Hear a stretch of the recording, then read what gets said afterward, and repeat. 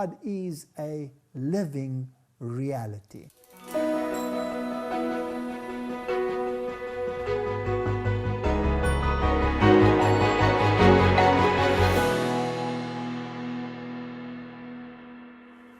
I remember the day as if it was yesterday, when I sat in that Roman Catholic church waiting for a priest to come and absolve me from my sins.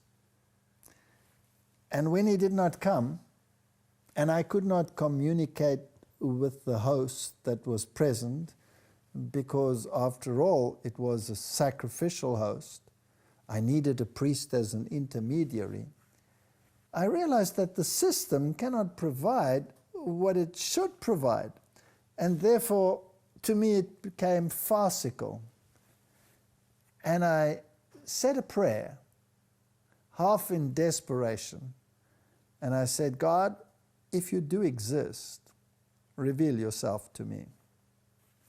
And then I went home, absolutely determined to return to my atheism and to leave religion and all its manifestations behind me. And when I came home, and I was looking for something, and I found this little document which says that Rome had changed the commandments of God.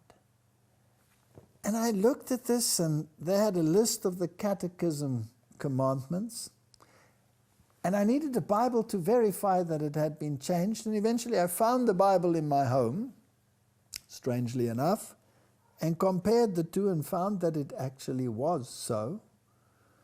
And then had a Bible study on this issue and on Daniel chapter 7, and discovered that yes, indeed, man had manipulated God's law.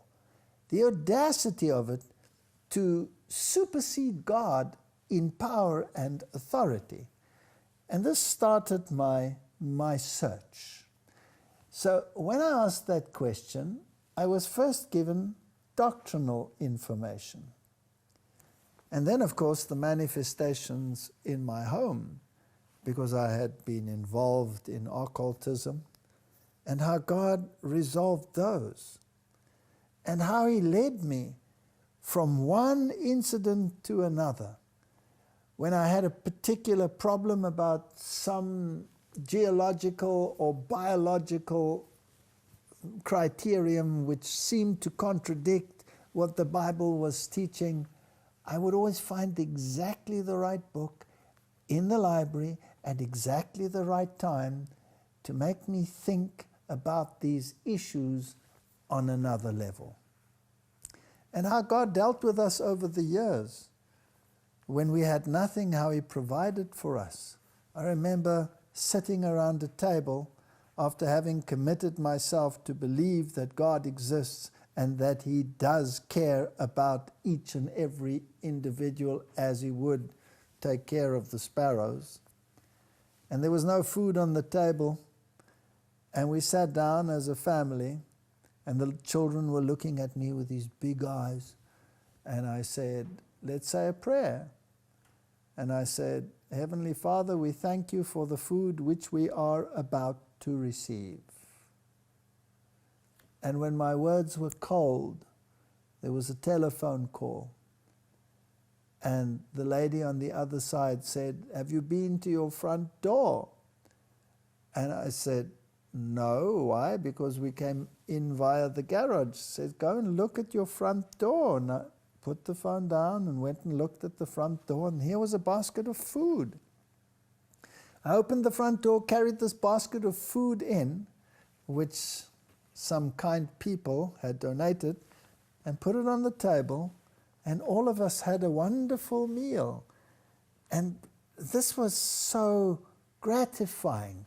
This was such a beautiful example of how God takes care of the little things, how He carried me through university. And whenever there was a confrontation regarding the evolution-creation debate, God would provide a marvelous way out. Or how He opened the way that I could go to the various places in the world, not having any money to finance such things, God always provided every single thing that I needed. And not only that, when I was away, who would take care of my family? God took care of that as well. And I have learned to trust Him implicitly. When I was confronted with antagonism on the stage, or even threats of violence against me for what I was saying, God would provide a way out. And I believe that He will give His angels charge over you, and that He will take care of you according to His promise, because I have experienced it in my own life. To me, God is a living reality. I cannot see Him, I cannot touch Him, but I absolutely believe that He is involved at every single level of my life.